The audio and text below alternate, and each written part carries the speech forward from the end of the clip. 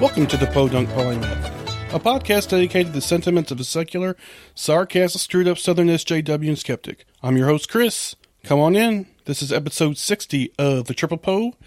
Thanks once again for joining me. Hope you all had a spectacular weekend. Pretty tragic news coming out of Texas. A congregation was shot up by a lone gunman. I believe I heard somewhere in the vicinity of 26 dead at a congregation in some small town outside of San Antonio. Of course, once again, the need for gun control will be ignored because, you know, if a bunch of kids get shot up and nothing's done, what the fuck's going to happen anyway? So it looks like this guy was a 26-year-old. He was apparently killed in the pursuit. And, you know, so I'm an atheist, you know, I try not to be too shitty about but sometimes I'm just like, you sit there and preach that God is supposed to help you. Where's your God on a Sunday and you get shot up? I mean, I wouldn't say that necessarily because it's kind of hateful to just regular people. But, I mean, sometimes I just feel like that. I feel like, why do you keep depending and believing on a God who apparently gives no fucks? Just lets random shit like this happen. I don't know. But anyway, and especially a state like Texas, I'm sure they'll blame it on, you know, what the hell are they going to blame? Anything other than guns, I'm sure. I don't know how they're going to use religion to say not people aren't religious enough when it's a fucking church, though. I don't know how you can use that excuse, but they'll find a way. Texas is already fucking gun crazy anyway, so I'm sure the solution will be more guns, because we always know how well that goes. So it's just another fucking mass shooting in America, you know, par for the course. We're getting desensitized even though we shouldn't be, because this literally is the only country where this happens on this regular of a basis. But we can't do anything, you know. We can't even bother to try. You know, we can't politicize it. No, we can never politicize it. And, of course, since there's one white guy, he's a lone wolf and not a terrorist. So, go figure, white privilege just raining down upon us once again. So, yeah, bad news on that front. And Trump's doing some silly shit. I mean, just ignorant shit with the tax plan they've come out with is going to screw middle class people, which is no surprise. It will get rid of a bunch of deductions that the middle class depends on. It's just more of the same bullshit. I mean, it's kind of depressing, and right now I'm not feeling too optimistic about anything that's going on, to be honest with you. So, with that said, I don't want to get too much more into depressing shit, so I'll go ahead and say that the palaver this week is a bit of a reconnecting, a bit of a bearing of the hatchet between me and the inestimable Dan Arel. He of the course, the writer, the blogger, the guy I got on a fight with in Twitter, did some pretty silly shit. Of course, he's known to say shit just to piss people off, and I don't let him get away with, you know, just because we're having a reconciliation doesn't mean I still don't have issues with the shit he says sometimes. So it's still it's a good conversation. I think we have a lot in common. It's just certain things that I think he doesn't do too well. So I'm sure he feels the same way. So I think it's a productive conversation, and one in which, you know, we're not sitting there talking about how we need to kiss each other's, kiss the alt-right's ass and free speech. You know, it's nothing like that. So, anyway, I hope you enjoy this palaver. I think it was pretty good. And so just stay tuned for the palaver. I'm Dustin. And I'm Wesley. We host the Atheist Nomads podcast. We're godless geeks who take a skeptical look at politics, religion, science, technology, and history. We also interview leaders in the atheist, skeptic, and humanist community. Check us out at atheistnomads.com. That's atheistnomads.com. Hi, this is Dan, Ryan, and Matt with the Godless Revolution podcast. We've had a lot of great guests on this show, such as Russell Glasser, Dan Arel, Brian Fields, David Silverman, Doug Mesner, a.k.a. Lucian Greaves, and Joey Kirkman, whom we love a lot. We've also had a lot of really cool local guests. And we're a podcast that likes to fight for the separation of church and state and against anti-skepticism of all kinds. You should give us a listen, because if you don't, you're going to be really sad. Make your ears happy. Listen to the Godless Revolution podcast. Welcome to another edition of the Palaver here on the Podunk Polymath podcast. This week I have blogger, author, provocateur, and commie scum, Dan Arel. It's going well. I don't mind commie scum. I should put that on my business card. Yeah. So, Dan, first of all, I want to preface all this by saying, we've seen so much divisiveness in the community lately. And I think it's maybe refreshing that we're going to try to come together on some stuff here. So first of all, I was going to say, tell everybody who you are. I'm pretty sure everybody already knows, but, if you will, indulge the audience. Sure. I am probably at this point one of the most hated people in the atheist community. But no, I don't know if that's true. But no, I am an author. I've written 2 books. My first book is Parenting Without God, and my second book is The Secular Activist. I've written numerous articles for Alternet, Salon, Huffington Post, Time Magazine, and for a long time I had a blog on the Pathos Network called The Anthropology, and I also host a monthly podcast called the Danthropology Podcast. Yeah, you're a busy guy, apparently, so yeah, you've been writing a lot. I've seen you write quite a few things, and of course your podcast is a fairly new development, but I have been following you actually since I was on the old podcast. We actually interviewed you that was around the Ark Encounter thing, and you got that award from American Atheist, I believe it was. Yeah, that's right. Yeah, 2014. That was a long time ago. Yeah, it was a while back. So, yeah, that was a fun interview. I remember me and Joe doing the interview. We were really stoked to get you. So, I guess we should kind of fast forward a bit. I guess to our little kerfuffle that occurred between us. Now, I'm going to let you give kind of your side because you're the guest, because I want to get your take on it. And, just pull no punches. I just want whatever you think. Sure. I mean, I think what it came down to is that, and I think this is something I said to you in private too, is that we probably didn't talk to each other before, like what we should have, and we just sort of let our dirty laundry air in public. But now that it's there, we can talk about it. But and because we're talking here now, it shows that things are looking up. But yeah, I think we had a misunderstanding between just yourself and myself and a third party who sort of came under, and I don't want to mention him by name since he's not here to defend himself or talk about himself, and that's up to you if you want to do that later, is you thought that the handling of a back and forth blogging debate, I guess, went wrong, and that he was wronged. And when I saw that, instead of going and talking to you privately, I sort of lashed out at you, which just kind of snowballed to different events where I know that, you are not the biggest fan of some of the way I handle my activism and the way I call people out. And unfortunately, we sort of let both of us get the better of each other, and we started going punch for punch instead of just saying, well, wait a minute, we're kind of on the same side here. We should probably just talk this out and figure out where our differences are and where they lie. Yeah, so I won't mention that part either because it's not really important to the overall conversation, I think. I did... Some of this stuff is kind of funny, to be honest with you. If you're looking at it kind of from the outside and kind of from a little distance, some of that's a little ridiculous. So yeah, that was the initial thing. I think I had started kind of questioning things when, and this is one of the things I wanted to talk to you about, was the kind of the Nazi punching thing and what kind of I perceived as perhaps being black and white thinking for against Nazi sympathizer or whatever.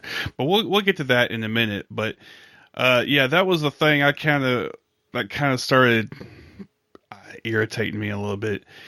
And then let's see, I was on vacation in LA, and I had just gotten back from the protest that was at Laguna Beach, and I was fucking tired because my fat ass ain't used to standing around for like hours and shit. So I was tired, I was pissed off, and I hadn't had any alcohol at night, so it's bad. So that's just a bad night. Yeah, and I saw you post something about it. I think it was something about the cops were there. It was, yeah. And It was the cops being there and protesters chanting "Cops and Klan go hand in hand" at them or something to that effect. yeah, and I was like, I was there and I didn't hear that shit. And then I said something about you and clickbaity OPs or opening post or whatever, and I was like irritated. And then you said something like, well, I don't know what side you were cheering for, implying that I was on the other side, whatever. So, like I said, I wanted to lay everything out so there's no, Of course. I'm all about being honest or whatever. So yeah, I think that kind of started it. And the next night, I think where was I? Venice Beach. And there's a mall there, apparently, and there's a bar in there. And I started drinking a little bit, as one does on vacation. And I posted a tweet, and my friend Louis is like, dude, don't do that. What are you doing? I was drunk. I didn't care. Like, shut up. So it was like that little thing, everybody who disagrees with me is Hitler, and it's like a little book cover looking thing. And I said something like, you're my favorite Dan Arel or something. And then you said, you said something about failed project after failed project. And then I was like, thanks for the free publicity. And you're like, I'm an alcoholic and a sexual harasser, all this good stuff. And you blocked me, which is fine, which I anticipated. So, I think that was kind of apex of where it got to. Yeah, and then That's a pretty good recount. Yeah, For the listeners, this got really childish.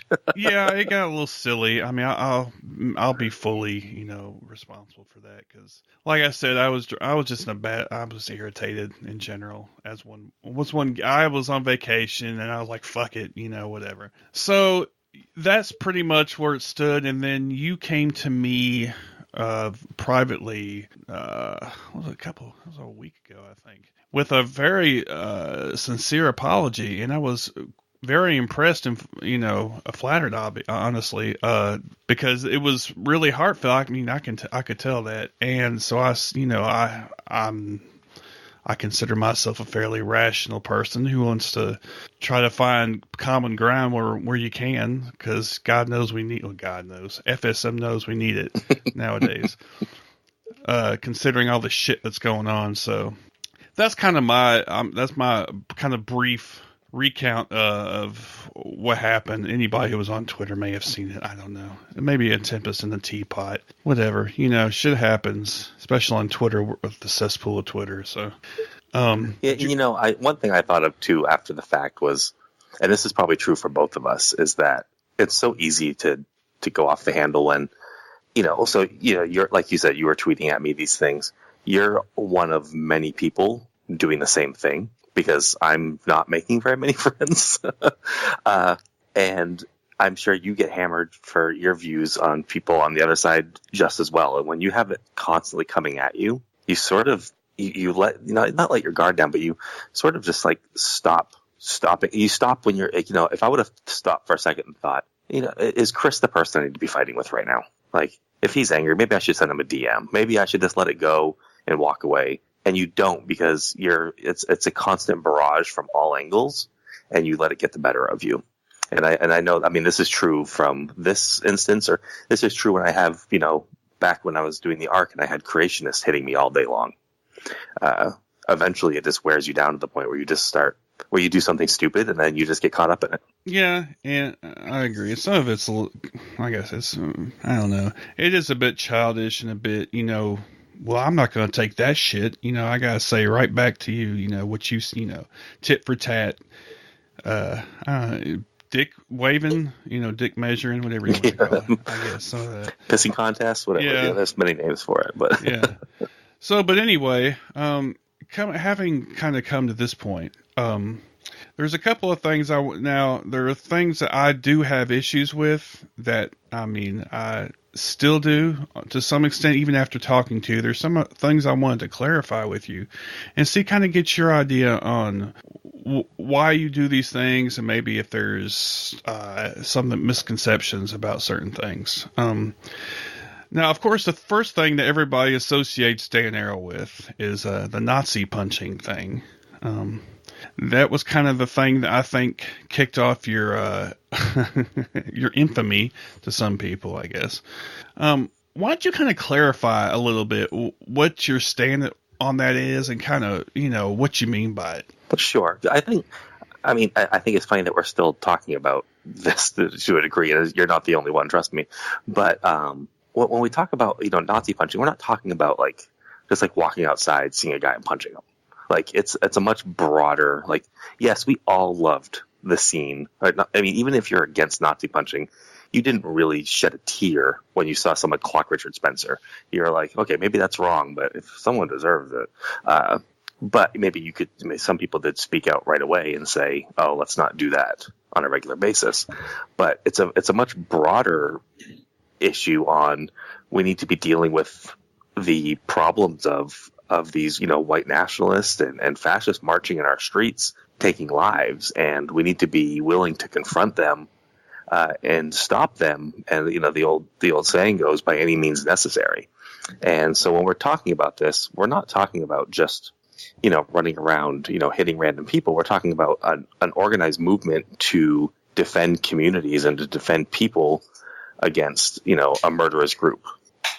I don't think that's an unfair characterization. I think, okay, to be completely honest, I think sometimes you get confrontational. You post some things that people may take the wrong way because, you said this before, you're kind of a firebrand and you don't mince words sometimes, and I think it pisses people off. Would you say that's a fair thing to say? Oh, yeah. I think that's more than fair. I've been I think in all of my different forms of activism, I could be probably labeled a firebrand. Do you think, and I ask you this because this is something I've thought about myself, do you think it's an effective way to do activism? Or, and I've also heard, and I agree with this, that there is different people who have different strengths and different approaches. Do you think your approach is effective? Yes, I do. And I think that's because, I think it needs all types to work. I've often compared it to, American atheists versus American humanists, where the American Humanist Association is the kind, gentle, we want to work together. We're hand-holding kind of institution. And then you've got American atheists putting up billboards that just piss people the hell off. And what happens is when they piss people the hell off, suddenly the American humanists don't seem so bad. Let's talk to them. And, a great example of that is after the bombing in Boston, at the Boston Marathon, they had a interfaith candlelight vigil, and they invited speakers from all different faiths to speak. And the Harvard Humanists group said, we'd love to speak at this. Then they said, no, this is for, this is interfaith. This is for people with a faith. And they said, well, when you say interfaith, and they tried to be part of it, and they were told no. Well, it took someone like American Atheists to come in and really raise hell for them to be like, oh, wait, the humanists want to speak? Sure, the humanists are the nice guys. Let's let them in. And, so when it comes to, my kind of activism on the political side, we're trying to push a big envelope forward. We're not interested in incremental, change and saying let's do one thing at a time. Look, these fascists marching in the streets are bad people, but maybe if we debate them long enough or talk to them or just hold a protest over here, things are going to change. No, we are, when I say we, I mean just people that are thinking more like me and people I align with are thinking of, direct action. We're thinking of confronting them now and stopping them before they grow. And we're not interested in having a dialogue with them, and we're not interested in hearing their thoughts. We're interested in making sure that they are put back in the cave they crawled out of. I don't disagree with any of that. I'm not one of these people who thinks that reasoned dialogue is going to be the way to stop this movement. Now have heard people who have done that, and of course that's their, I applaud them, I guess. I think it's a bit foolhardy, but you do what you need to do, whatever you think is going to work. But as a larger tactic, I just don't see the point in it. Myself, I don't see the point of trying to negotiate with people who want to basically eradicate minorities and, people of color or whatever. I don't have any time for that shit. And a lot of, I've talked about this a bit with other people as well, is that, when the Spencer hit happened and I came out right away and I was like, this is wonderful. I love this. I did have a lot of people I admire say like, whoa, that's, how could you possibly say that? And so I had to stop and pause and be like, well, why do I think that? And it did have, like you mentioned, like these are groups of people that want to eliminate people of color and, all different ethnic groups and the LGBTQ community. And so I started talking to, people in that community, like, Sincere Carabo and son of Baldwin, who's I don't know his real name, but he's an online persona that just goes by Son of Baldwin and has very insightful issues about race, and started listening to like, well, what's their thought? How do they feel about this? Because if I'm out here saying like we need to punch them for the people of color, and the people of color are saying no, don't, then we're just white knighting, and that's the last thing I want. But their voices were like, look, our lives are at jeopardy here. Like, these people want us dead. Like, we need to confront this. And to, look, I think it can be admirable to a degree, the people that want to attempt to dialogue with these people. You and I have mutual friends that attempt to dialogue with people that we're just like, why bother? And we can see that they're well intentioned in doing so, but I just don't think it accomplishes anything. And I think that the only way we're going to beat this uprising that we're seeing from the far, extremist right, historically speaking as well, just says that you've got to do this head on. And that's something else I was kind of thinking about. Now, I've heard the argument, and I've thought about this myself. Do movements predicated on violence end in violence? I mean, violence begets violence, kind of idea. So the way I look at that is, who's organizing the protests? So I say to myself, how many protests have Antifa organized? And the answer is 0. Everything they've organized has been a counter to, and it's been to show up at an organized rally by somebody else. And when violence is not necessary, they do not use it. Like, I mean, if we look at Boston, Black Bloc showed up ready to go in Boston. Was it necessary? They did not do it. And we've seen this, a couple other times as well.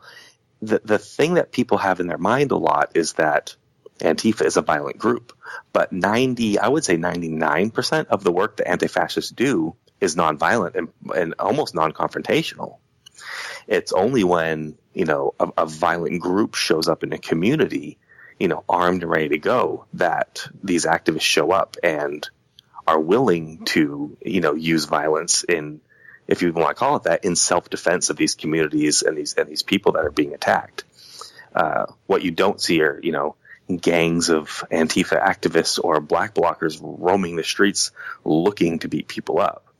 They come out when called upon, but for the rest of the time, they're online trying to find out who these Nazis, neo-Nazis, white supremacists are. They're doxing them. They're sort of ruining their lives in other ways, but they're not engaging in violence. So I don't look at Antifa as a violent organization. I look at it as I'll say organization loosely here, but I look at it as a group of people who are willing to engage in violence when it's brought to them, but they don't go looking for it. That's a fair characterization, I think. And if you wouldn't mind, right quick, I don't think, like you say, Antifa is kind of a loosely organized. I guess it's not really. They're sort of organized, I guess, in a way. But what the fuck is Antifa anyway? That's a good question. And actually, a really close friend of mine today sent me a text and was like, "Oh dear God, can you just please explain Antifa to me?" Because it is a confusing thing. So, first and foremost, Antifa only stands for anti-fascist. So a lot of people seem to cower from this, but if I say if you're against fascism, you're Antifa, and people go, "Well, no, I'm not." But yeah, I mean, that stands for anti-fascist. Now, broader, in a more broader term, Antifa tends to be used to describe anti-fascist action, which is more of a philosophy. It's the It dates back to the 1920s in Italy, uprisings against Mussolini's fascism, and all the way through Nazi Germany to post-Nazi Germany when fascism tried to come back. And so it's not an organization. There's no leadership. There's no, like, you can't go somewhere and be like, I'm going to sign up to be anti-fascist. It's a philosophy that fascism must be met and stopped by any means necessary through direct action.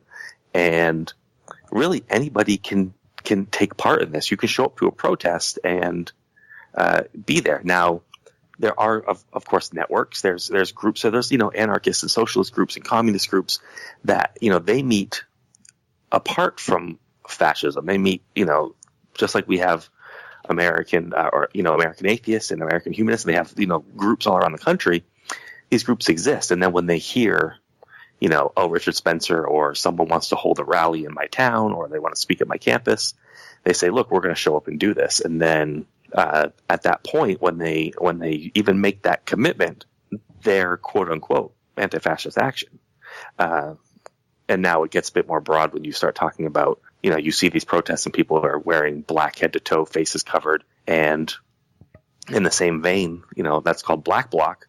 That's just another tactic used by anti-fascists and anti-capitalists and anti-imperialists through protest to anonymize themselves, and sort of like the I am Spartacus idea, but to also just be a big force in these movements. So Antifa in general, I mean, if you look at those 40,000 people that marched in Boston, those are Antifa.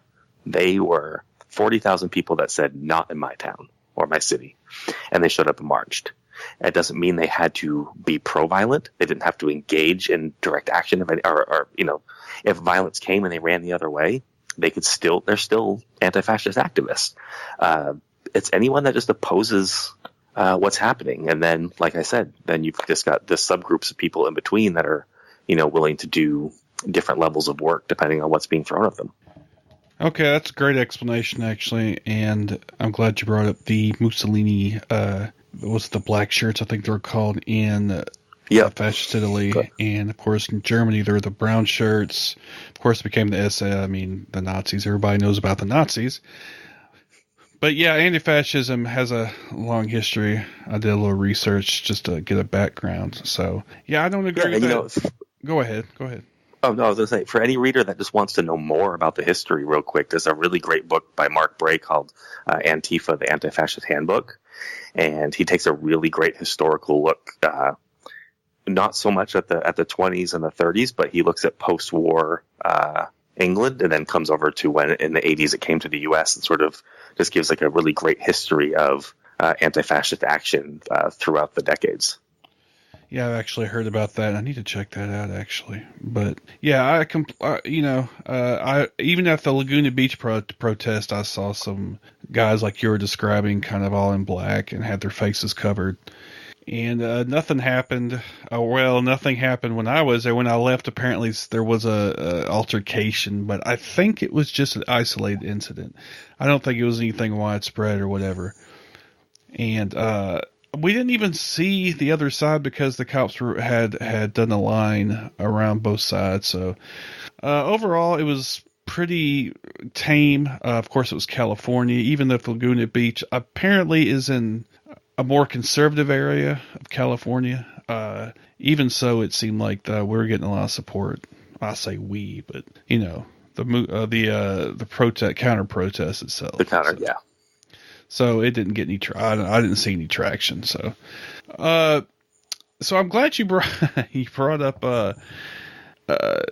the disagreements about dialoguing, because I would be remiss if I did not mention the big Mythicist Milwaukee kerfuffle, which has occurred fairly recently, and by extension, kind of a dialogue that was that occurred between Eli and Sargon. Now, first of all, I want to say we were pretty much on the same side, I believe, as far as the Mythicist Milwaukee thing went. In fact, I commented in a thread that, I can't stand Dan in other ways, but I'm with him on this. So, and that's what. Yeah, but I think I used that to say, look, I must be right if even Chris agrees with me. Yeah. So, so why don't you? I mean, I thought everybody knows about it, and I'm pretty sure people are sick of hearing about it. But I think it's an important lesson as far as what direction our movement should be going in. And this whole idea of it fracturing to begin with. So why don't you give kind of your thoughts on it real quick?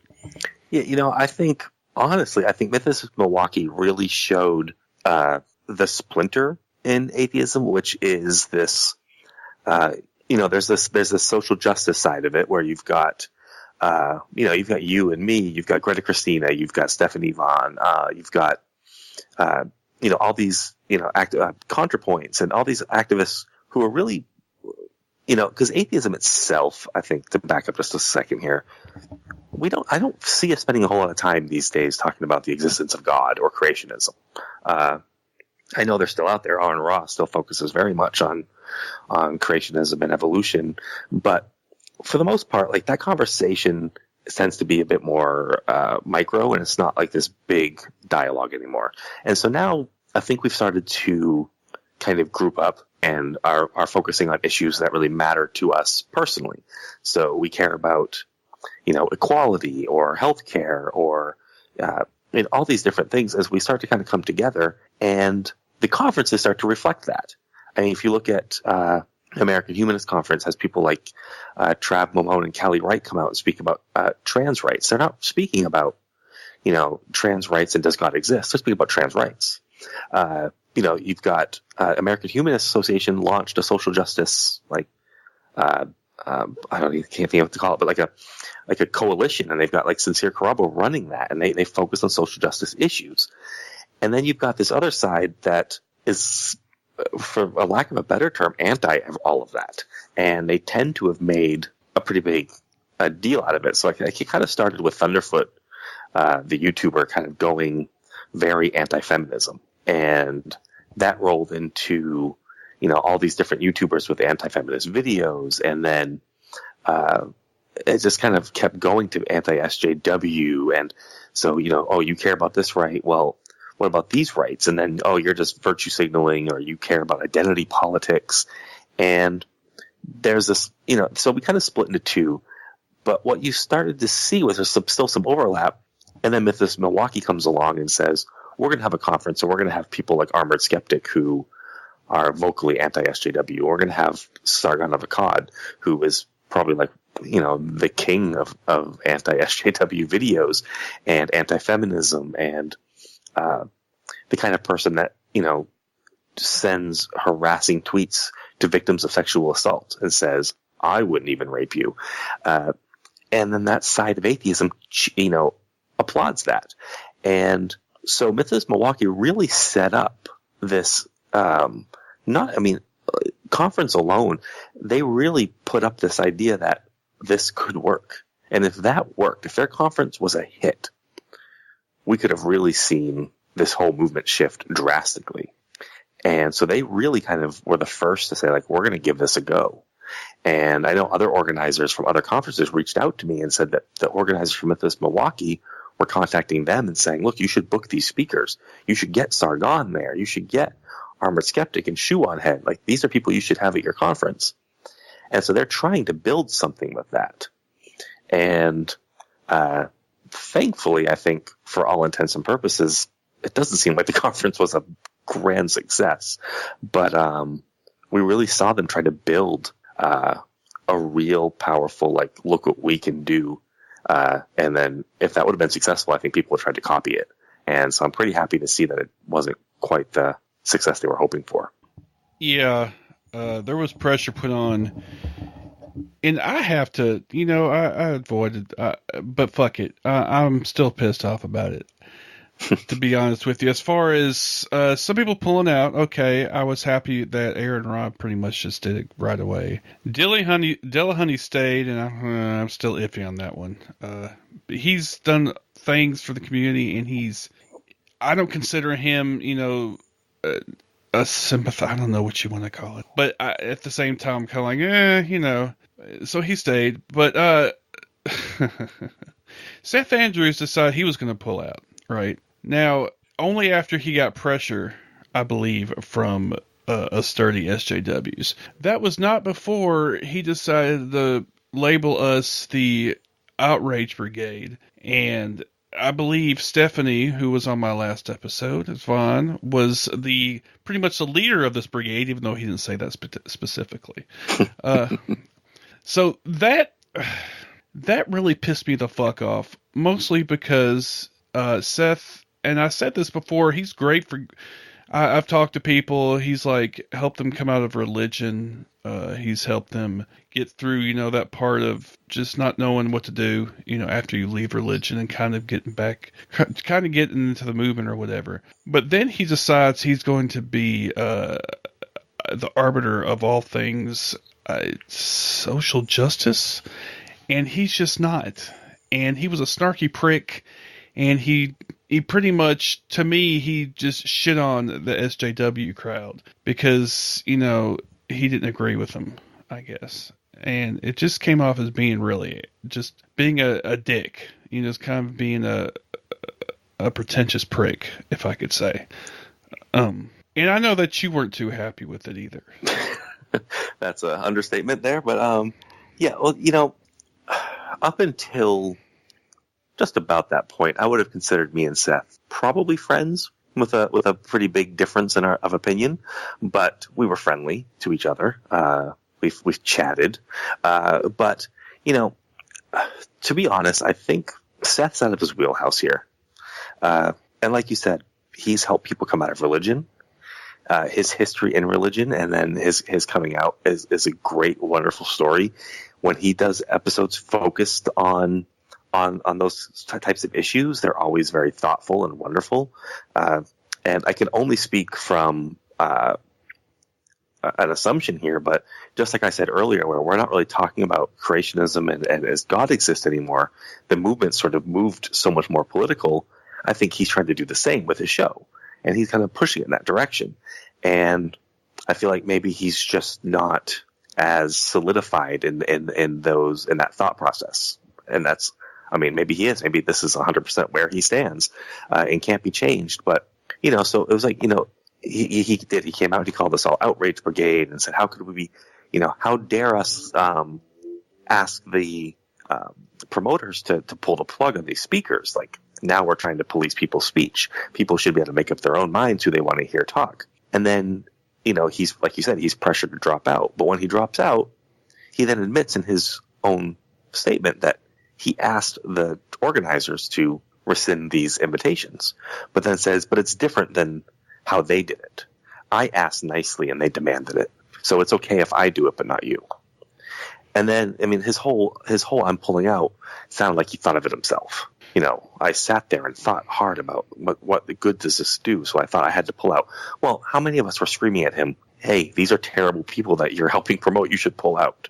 You're going to set a great example by saying, I don't want to be a part of this. But it had to be his idea to do it. And yeah, I mean, I just felt like it was, and his entire statement was to throw the left under the bus while doing what they had asked the entire time. Yeah, that's that pretty much sums up. Yeah. Yeah, and I think he spent more time in his apology or in his you know, in his statement attacking the left than he did attacking the reason why he was pulling out. Like, why don't you focus on the awful thing Sargon stands for, and not that you don't like me? Yeah, I don't disagree with any of that. And one of the things that I have irritates me to no end is this whole idea of reasonable discussion, reasonable, you know, dialogue. They have fetishized this to the point where if you even say anything if you raise your voice at all, then they're tone policing you like a motherfucker.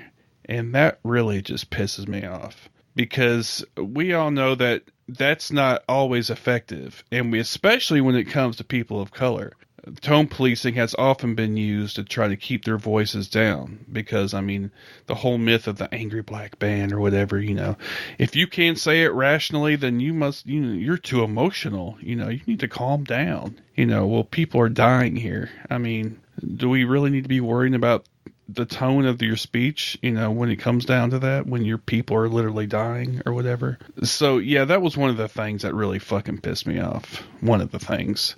Yeah, and I think, too, and when I hear this tone policing thing, or people say, and Thomas got this. Thomas got it really bad when he was, or Thomas Smith, sorry. And people are like, well, you raised your voice. Well, these are emotional topics. Like, if you're not raising your voice, if you're not getting emotional, then it shows me maybe you don't care.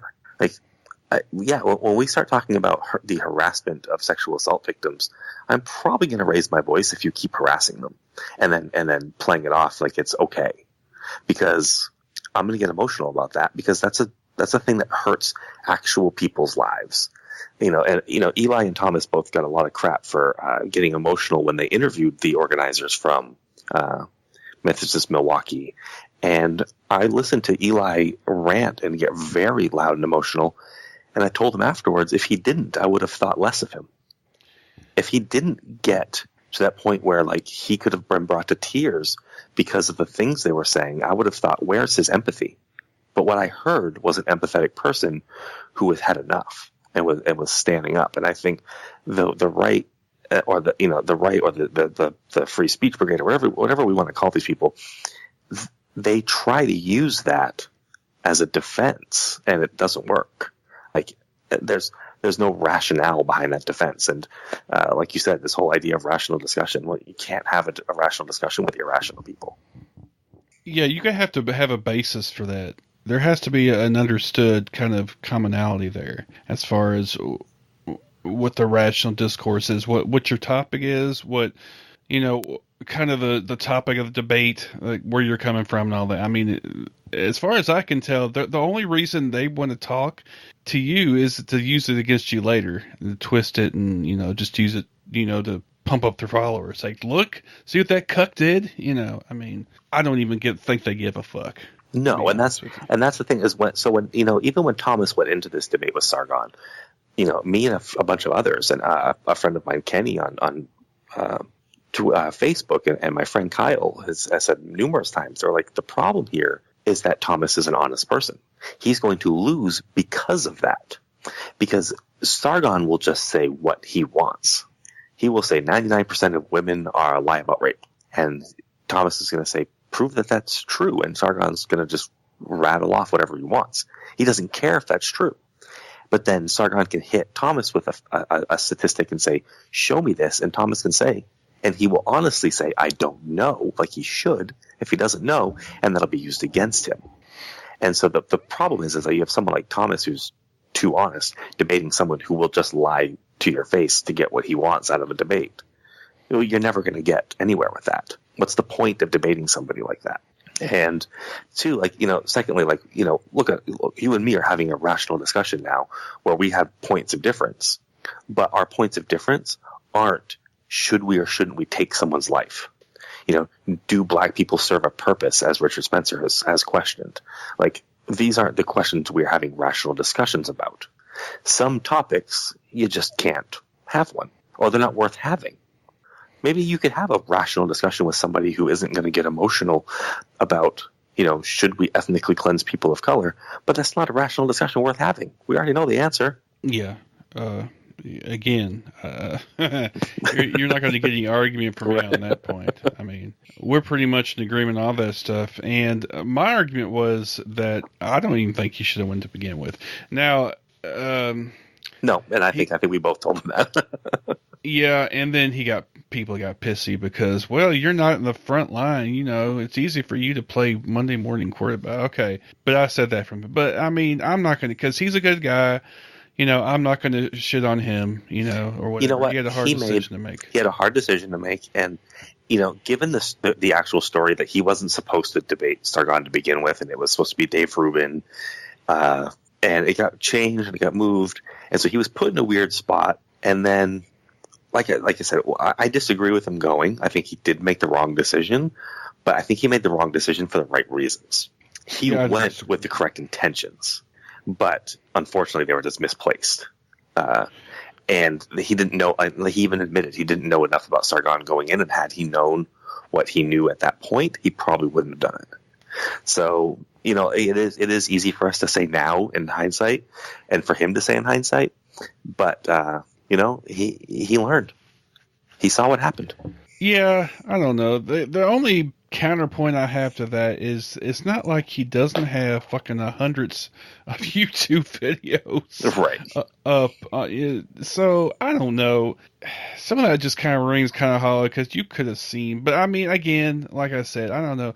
Maybe it's one of those things where, well, nobody else has been able to do it, so maybe I can do it. There might have been some of that. I don't know. I don't want to, I can't read anybody's intentions. I don't know. Right. He might have honestly thought he could have gone in and done something, but, whatever. Again, it doesn't matter. What's done is done as far as that goes. Now, of course, the outcome being that, as far as I can tell, nobody wants to fucking touch it with a 10-foot pole. Or I don't know what's going to happen. Either it's going to just disappear, or it's going to just become alt-right party. I don't know what's going to go on. If it keeps going, if it even comes back, I don't know. I haven't heard any of the aftermath from them. I don't know what's going to happen. Yeah, well, at this point, they're still selling their story that it was a massive success and that they can't wait for next year.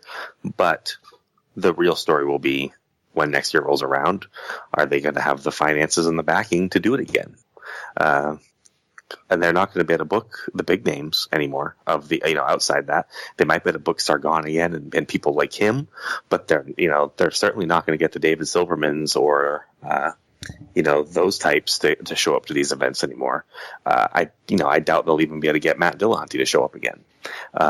So they've kind of shot themselves in the foot as far as appealing to the broad atheist movement.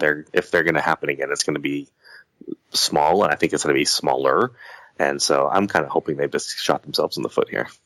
Yeah, I don't know what they said was to put butts in the seats. Oh, great! So you want to put you want to put the wrong butts in the seats, apparently, because of course the infamous thing where Thomas read the tweet and everybody cheered. All those alt-right assholes. What was it? I wouldn't even rape you. Yep. Yeah. And they went batshit. And of course, there's different sides. Sargon says, well, not many, they were cheering the fact that it was anti-censorship or whatever, and that, there are hardly any women left. And then, of course, there's our side where, women were made to feel uncomfortable, plenty left. And they were cheering the fact that somebody said, I wouldn't even rape you. Yeah. So, and did you hear that later Sargon blamed Thomas for making the women feel uncomfortable? He said that if he wouldn't have mentioned the tweet, they wouldn't have been uncomfortable, so that's all on him. And that is exactly what you talked about earlier, where they use your words against you. Like, Thomas questioned him on a disgusting tweet, and he was able to spin it to make it Thomas's fault. Like, that's the level of rational discourse we're dealing with. Yeah, the whole thing with that, I mean, he won. And I listened to it, I'm like, he won. The reason he won is because he got him there in the first place. I don't, But that's the truth. You're right. The fact that Thomas showed up was the win for Sargon.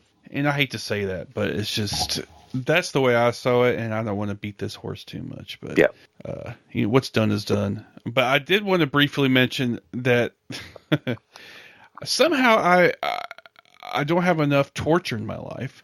So I decided I'm going to listen to the 4-hour bullshit-a-thon with Eli and Sargon. I think you said you listened to 25 minutes. I made it 25 minutes in. Now, first of all, I said this on my Facebook page. I was like, you know what? If you didn't know what was going on, if you didn't know any context, if you didn't know the people who were talking or anything, it sounded like a rational discussion, right? I mean, to me anyway. If you didn't know any of the points, if you weren't invested emotionally at all, it sounded like a rational discussion. Now, that's until you kind of dig in a little bit and realize that he is just, I don't know why I listened to the whole thing. I guess I just wanted to hear Eli and see what he said, basically. And of course, he gave too much to me. Sargon's not particularly nuanced or that intelligent as far as I can tell. He's just parroting the same libertarian individualistic bullshit that I've heard 100 times already. He just happens to have like 1 million fucking followers. How many followers he has on YouTube, you know? So, but that really sums him up, though. But I think in the same sort of way, like we can joke about how, you know, we think Donald Trump is an idiot. That's the sort of language he uses and the way he speaks to those people.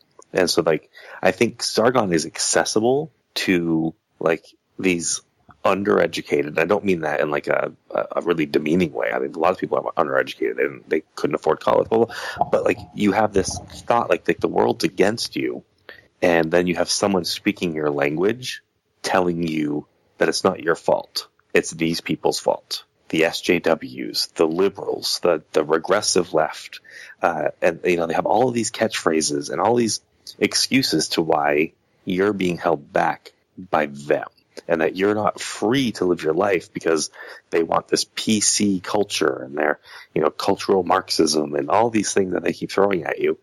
And if you're at that right impressionable spot in your life, that's going to sell hard. And I think that kind of sums up, I think, like you said, Sargon's not an incredibly intelligent person, but he's manipulative.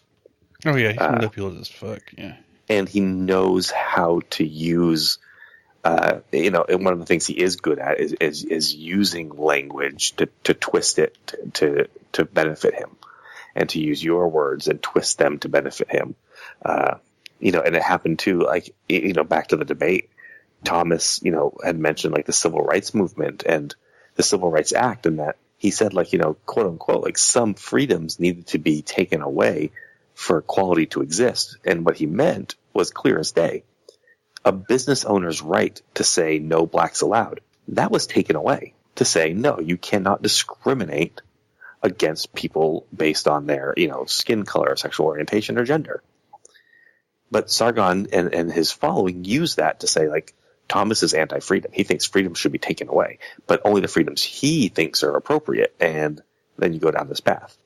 And what you get is you end up with people like Sargon and Dave Rubin and others that find themselves in a predicament where they have to say, yes, they're against the fucking Civil Rights Act.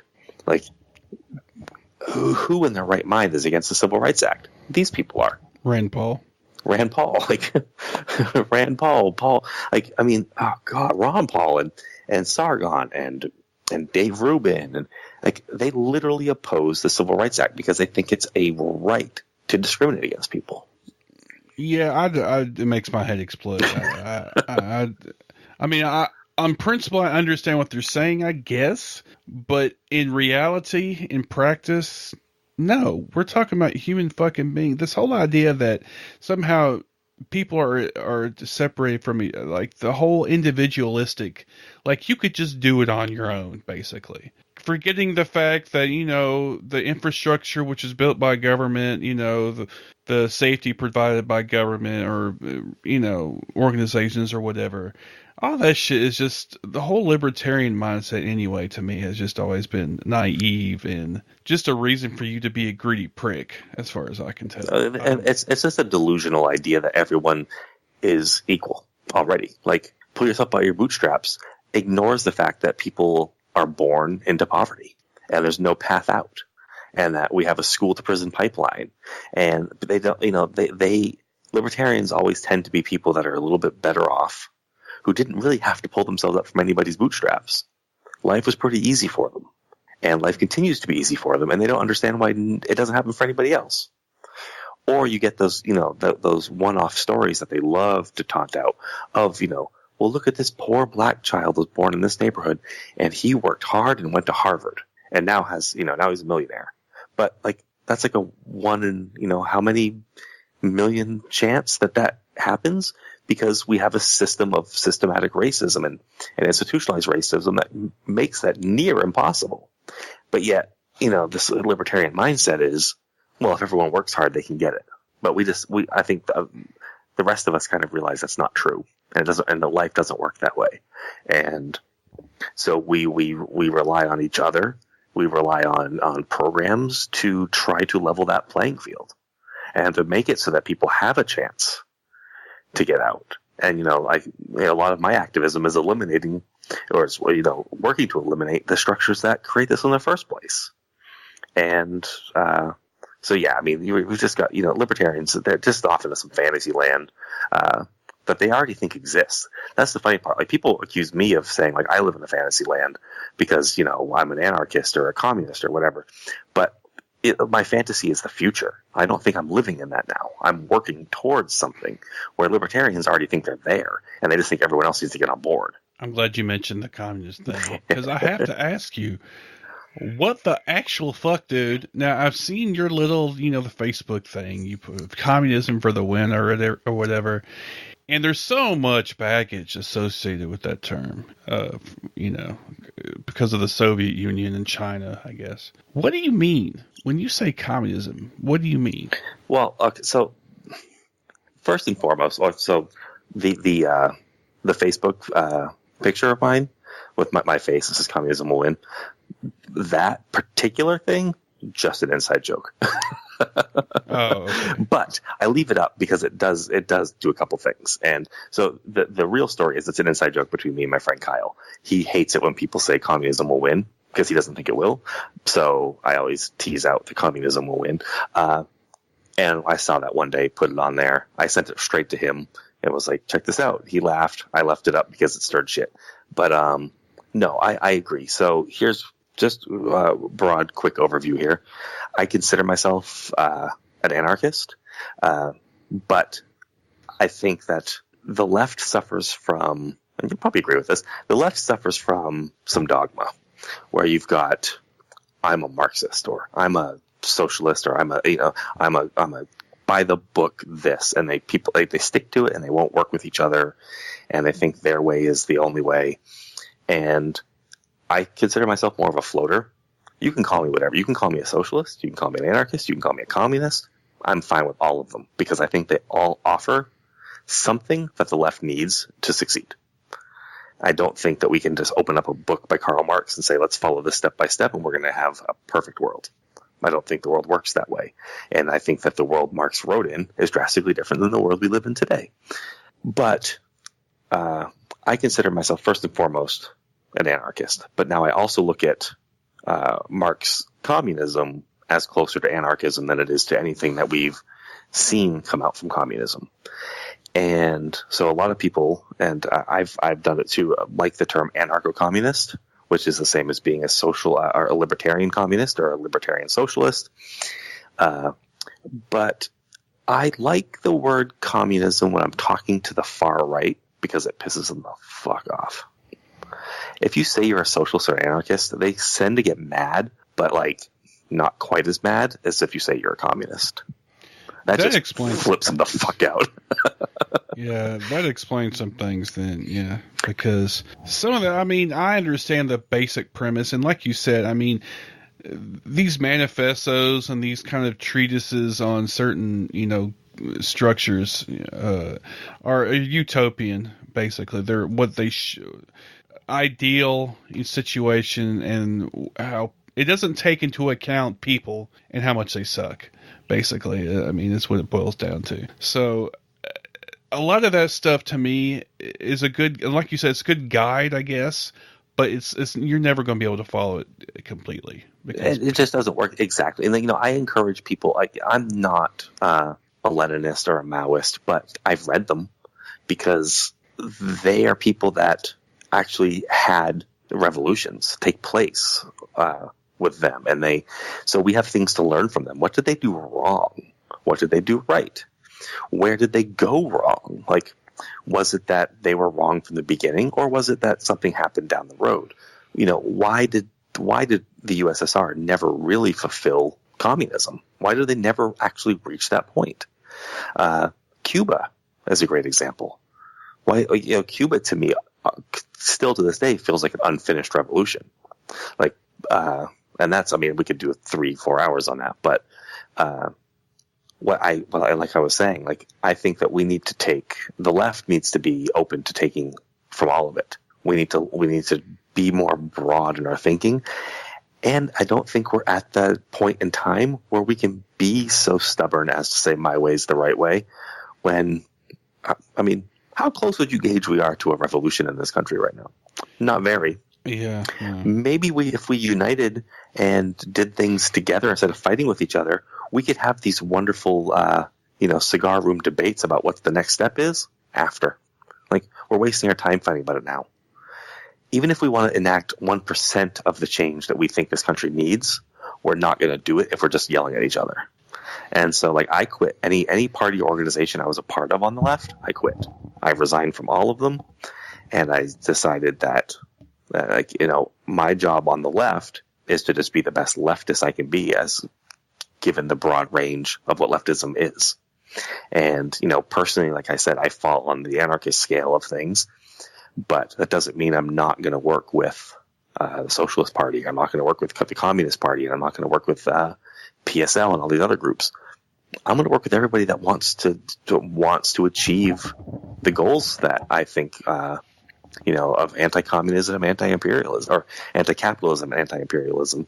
That's what we should be focused on, not, how right was Marx and was Lenin better than so-and-so? It's just a waste of time. Well, some would say that you add to that a bit, I have to say, with some of your more inflammatory rhetoric, if I may say. But I'm fighting. So, yeah, I like what you did there. So, in my defense, my more inflammatory posts aren't towards the left. They're towards liberals, who I don't consider leftists. Yeah, I've heard that distinction made before. It's an important one to me, personally. What is the distinction? So the distinction, and I think it was best written by Danny Katch, who wrote the book Socialism Seriously, and his newest book, Why Bad Governments Happen to Good People, is it tends that in the U.S. specifically, it's a much bigger U.S. problem than it is in Europe, is that liberal is basically applied to anyone that's not a Republican. But the problem with that is that you then have liberals who are okay with dropping bombs on countries and liberals who are not. You have liberals who are okay with big, giant social safety nets and liberals who want limited social safety nets. And so you end up with this huge, broad range of what a liberal is. And in the U.S., we tend to just consider that the left because it's left of center. So because we always call the right. And that's, the conservatives, the Republicans, the far right. That just tends to be, the way we just say the right, the center, and then left. And left generally just means left of center liberals. But there's a pretty big difference between a socialist, a communist, an anarchist, and a liberal. Because a liberal, broadly speaking, isn't necessarily looking to overthrow capitalism. They would love to reform it. They want laws that make it harder for it to be, quote unquote, crony capitalism. They want to reel in Wall Street. They want to, use taxes better. They want to cut, tax cuts for the rich. They want to, increase taxes for the rich. They want to use capitalism to make the country better. Socialist, communist, anarchists, and all people on that side, they want to do away with it completely. There is no reformation of capitalism. It needs to go. We're anti-capitalist. We're also firmly anti-imperialist. You're not going to find a leftist group that's pro-imperialism, but you'll find plenty of liberals that are pro-imperialism. I mean, you've got the Democratic Party almost all in all. Even Bernie Sanders, I would argue, is not very anti-imperialist. I mean, he voted for the Afghanistan war. He's not adverse to flexing our muscle around the world. And so that's a pretty big difference between these two groups. And to just kind of lump them together does them both a disservice. Because if you think liberalism is right, well, you don't necessarily want to be grouped into the left that is anti-capitalism, anti-imperialism, because that doesn't reflect how you feel. So you'd feel pissed off saying, like, I'm not a communist, I'm a liberal.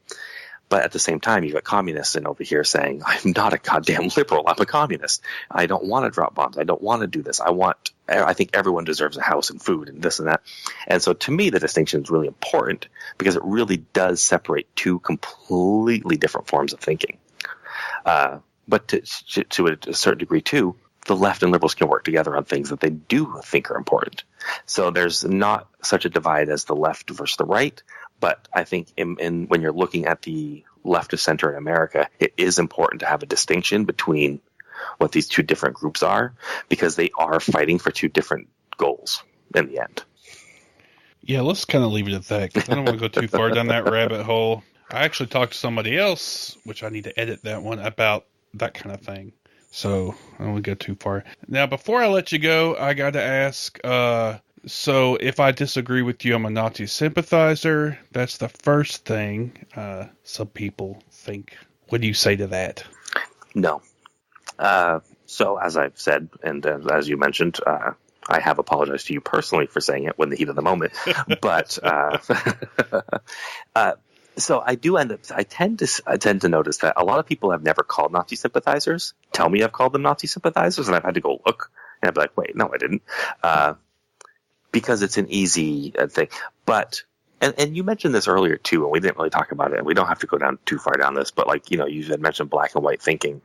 I kind of agree that the thinking around fascism and Nazism and white nationalism is kind of black and white. You need to be, I think we're at a point where you need to be firmly for or against, which I think you probably agree with at least that part of it. You're either for Nazism or you're against it. There's no kind of gray area in between where you're like, well, I'm against it, but but I think what happens is I feel like we have so many I'm against it buts right now. Or you mentioned, this whole, this mindset of everyone has this right to speak, and to kind of quote Mark Bray, the author. He said liberals fall into this trap where they consistently have this idea of I don't like what you have to say, but I'll defend to the death your right to say it. Well, yeah. What you wind up with is liberals then defending the rights of Nazis to organize and to speak. And I think that's a bad way of looking at things.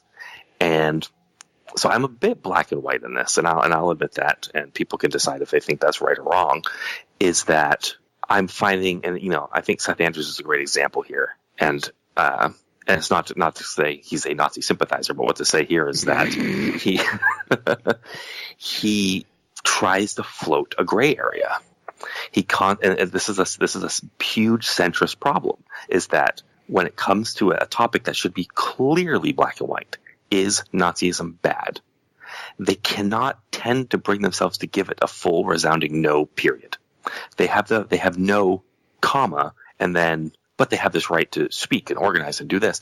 And then they set these arbitrary goals of, well, it's okay to step up when they do X. But let's not put up these goalposts that are so far away. And so the more I see that, I mean, it sounds pretty drastic, but the second you start excusing Nazism or giving them an inch, or you attack me as being dangerous when Nazis are killing people, or you say I'm a danger to Nazis, or when Sam Harris says peaceful protesters who happen to be Nazis, you know what that really sounds like to me? That sounds very sympathetic. And now maybe Nazi sympathizer, because of its historical connotations, is the wrong word to use. I'm willing to have that sort of debate. Maybe we need a different word for it.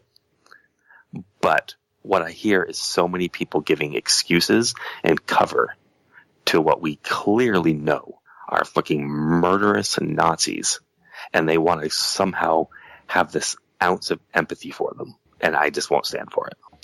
All right, again, I don't think you're going to get any argument. Who was it? I heard recently somebody say that, well, technically they're not Nazis. They're neo-Nazis. That was Seth Andrews. He said Nazis don't exist anymore.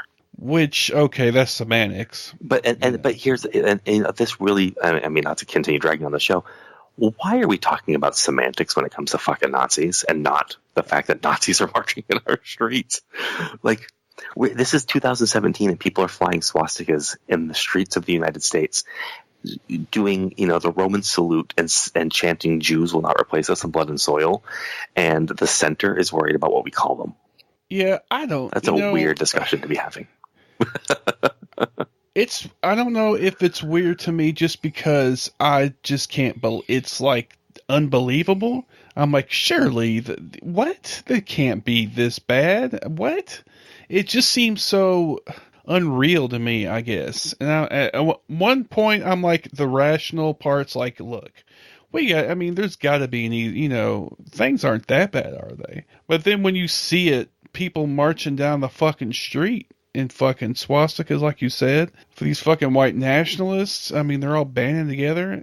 At some point, you gotta say, man, we gotta do some fucking shit. This is ridiculous. This is dangerous. Yep. And you know what?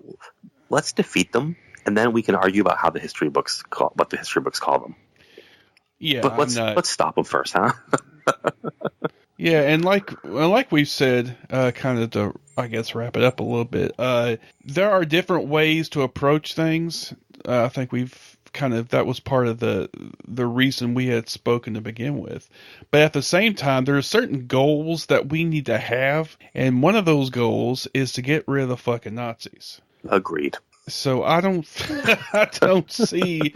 Really, I'm not seeing too much black and white thinking there. Either you want to get rid of the Nazis, or you're looking to return to some sort of fascist state. That's just me. So I think we can kind of come together on that, I think so. I think we have far more points of agreement than we do disagreement. Well, fair enough, but like I told you before, if I welcome it from you if you see something maybe that you're like, oh, you're doing what the fuck you're talking about, Deal. But you know what? This is how this works.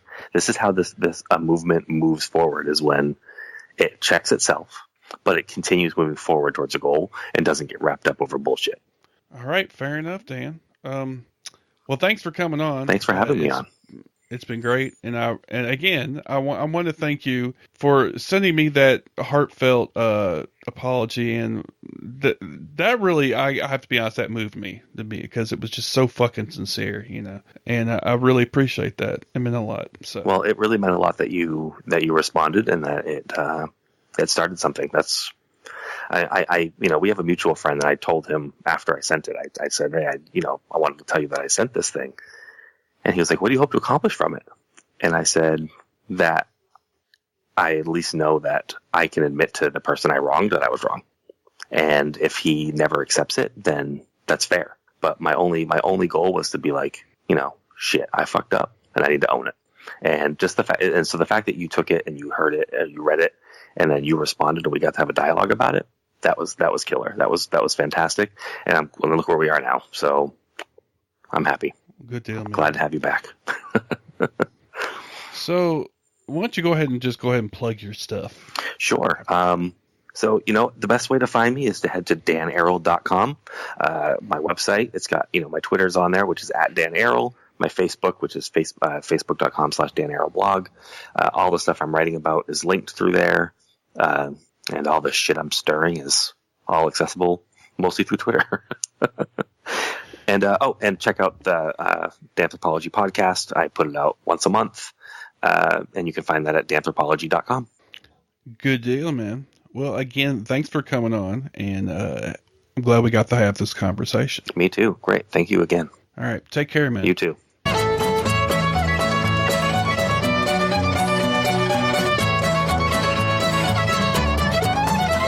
That'll do it for this episode of the Podunk Polymath Podcast. I want to thank Dan Arel for coming on and talking to me. I did not mention that this whole thing started because he sent me a heartfelt apology, and I was pretty moved by it because it was genuine, so I felt like I had to be, I appreciate it, so I felt like I had to, respond and, see what happened, and we had a good conversation about it. So sometimes divisiveness is not the rule in the atheism/skeptical/SJ. I don't even know what the fuck you call it anymore. I'm just calling it our SJW side, SJW movement. Social justice, fuck it. Anyway, so it's good that people can actually talk about shit and get shit done and arranged so that things can get better in our group. I fucking don't care about the other side of shit where they're sucking the alt-right's proverbial dick. So anyway, not that that's necessarily a bad thing. It's probably a bad analogy, but anyway, you get what I'm saying. So anyway, the music is done by ... You can check them out at cdbaby.com/cd/... Of course, logo new and improved by Jeff Prebig Jr. on Twitter at PitAtheist. Facebook.com/the Polymath is the Facebook. Twitter, YouTube, and Google Plus, I'm under the Podunk Polymath. Email is podunk.polymath@gmail.com. Of course, if you want to call a call-in number, 615-378-7676. That spells poo-poo.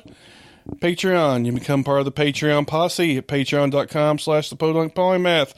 For only a $1 a week or episode, you can know that your hard-earned money is going to vibrating butt plugs. I mean, new equipment and such. What did I say before? I forgot. Anyway, of course, also you can become part of the Podunk Polymath Podcast Posse on Facebook. It's podunkpolymath.com. I'm sorry. Facebook.com/the Podunk Polymath Podcast Posse, all separated by periods. Of course, if you look on the Podunk Polymath Podcast online stores at Zazzle.com/podunk_polymath. If you look on the side of the page there, you will see that you can follow me on WordPress. You can follow me on Twitter and see a little box with my tweets there. You can donate via donut. Why do I keep doing that? I love donuts. Donate via PayPal. PayPal. Subscribe on RSS, Google Play, iTunes, and Stitcher. Become a member of the Patreon Podcast Posse. I'm really struggling this week. Go on there's a you can like the page from the page sidebar. There's a little button there to like the Facebook page. There's also recent posts, recent comments. I forgot to mention that I will be at Skepticon, which is starting Friday, and I'll be there Thursday night, Friday through Sunday in Springfield, Missouri. And I may be on a panel. I don't know yet, but you'll find out one way or another because I'll put it on the Facebook page. But anyway, because we need more white people, white guys, but there's a lot of diversity there. So that's why I'm excited about going. And of course, there's a lot of people I'm looking forward to seeing when I go. So of course, I will post all the pictures as I always do at these events because I'm a picture whore. So anyway, I look forward to that. And I want to thank y'all again for listening. Sorry, I've been stumbling over my tongue a bit and the palaver's kind of that way. I don't know. So lately, I've just haven't, my speech hasn't been very smooth. I need to bring sexy back some kind of way. I don't know. I'm not sure how it's going to work. Anyway, so, yeah, until next time, y'all take it easy now, okay?